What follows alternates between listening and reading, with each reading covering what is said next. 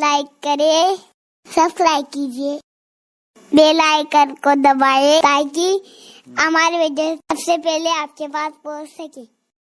میرے پیارے آقا صلی اللہ تعالی علیہ وسلم کے پیارے دیوانوں، اسلام میں نکاح اتنا پسندیدہ عمل ہے کہ جب دنیا میں کوئی عبادت نہ تھی، بلکہ دنیا بھی انسان آیا بھی نہ تھا، یعنی جب کوئی عبادت نہ تھی تو بھی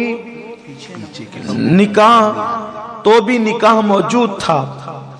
جب کچھ نہ تھا، کوئی عبادت نہ تھی تو بھی نکاح موجود تھا، اور جب کوئی عبادت نہ رہے گی تو بھی نکاح موجود رہے گا۔ یعنی ابھی حضرت آدم و حوا جنت میں تھے، دنیا میں تشریف نہیں لائے تھے، تو بھی نکاح موجود تھا، نکاح ہوا، جنت میں ہوا۔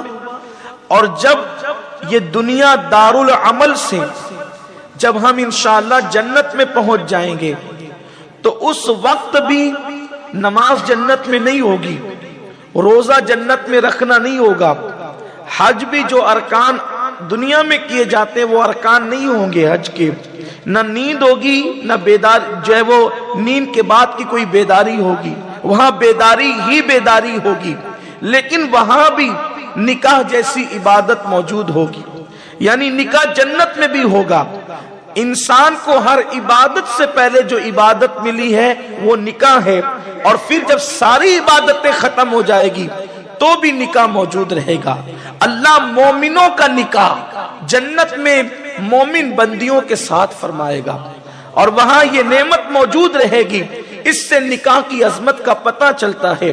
اور پھر کسی عبادت پر ثواب کی بشارت تو ہے، لیکن کسی عبادت پر ایمان کے تحفظ کی بشارت نہیں ہے۔ حج کریں سارے گناہ معاف ہو جائیں گے، لیکن یہ نہیں کہا گیا کہ جس نے حج کیا اس کا آدھا ایمان محفوظ ہو گیا۔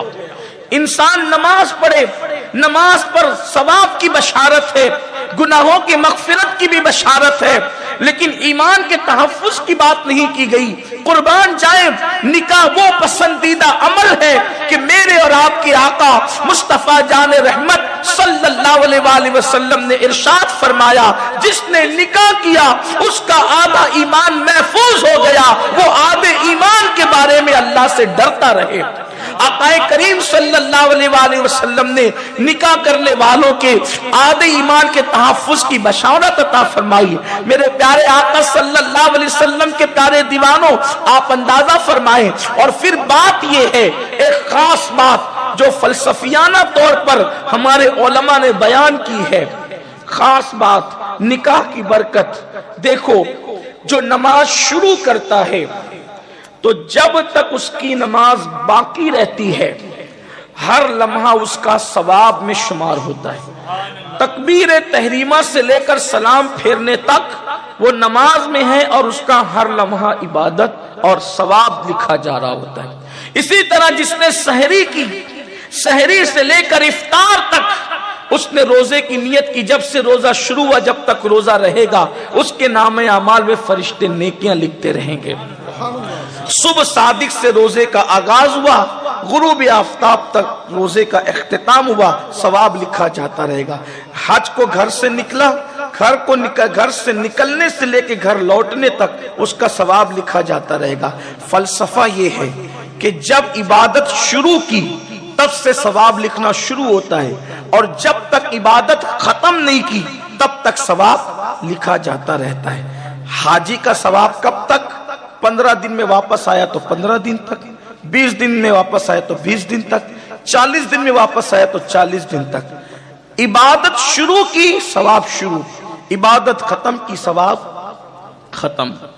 اب نکاح اس عبادت کا نام ہے کہ وہ 5 منٹ کے لیے نہیں ہوتا، وہ 10 منٹ کے لیے نہیں ہوتا، وہ آدھے گھنٹے کے لیے نہیں ہوتا، 1 دن کے لیے نہیں ہوتا، زندگی بھر کے لیے ہوتا ہے۔ تو ادھر قبول ہے کر کے نکاح ہوا، جب تک کہ بیوی نکاح میں رہے گی سوتے رہو تو نیکیاں لکھی جاتی رہیں گی، बैठे रहो तो नेकियां लिखी जाती रहेगी, चलते रहो तो नेकियां लिखी जाती रहेगी।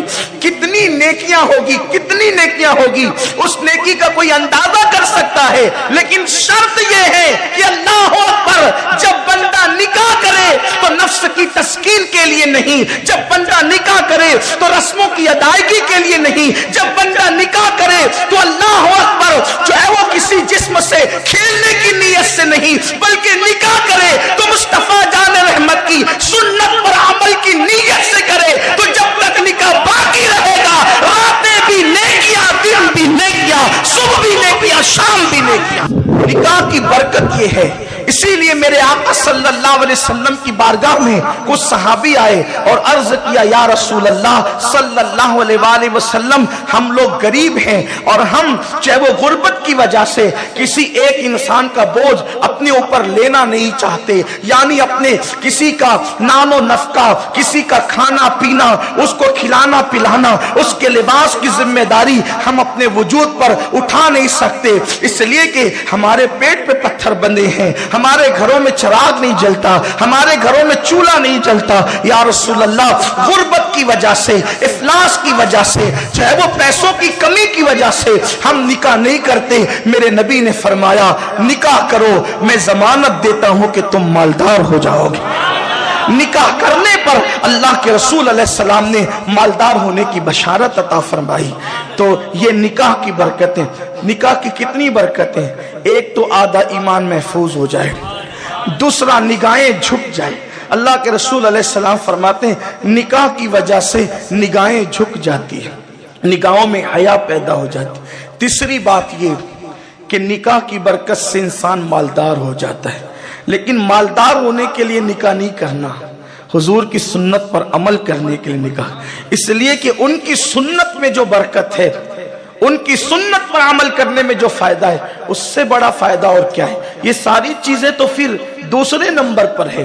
तो निकाह में जो माल में बरकत। तीसरी चीज फकीह अबुल समरकंदी लिखते हैं कि कंवारा इंसान या कंवारा मर्द या कंवारी औरत, यानी बगैर शादीशुदा के जो 2 रकत पढ़ते हैं तो आम हालात में उनको 2 ही रकत का सवाब मिलता है।